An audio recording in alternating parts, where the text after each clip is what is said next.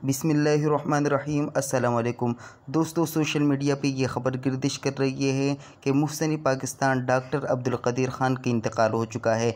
दोस्तों, ये ख़बर सच है या झूठी, क्योंकि चंद दिन पहले भी अदाकार उमर शरीफ के इंतकाल की झूठी खबर फैलाई जा रही थी। तो दोस्तों, ये ख़बर सच है या झूठ, इस बारे में आपको एक ऐसा पॉइंट बताऊँगा कि जब भी आपके पास ऐसे कोई न्यूज़ आएगी आपको आसानी से पता चल जाएगा कि ये ख़बर सच्ची है या झूठी। दोस्तों, जब भी आपके पास कोई न्यूज़ आती है सोशल मीडिया पे, तो आपने उसको कैसे तलाश करना है?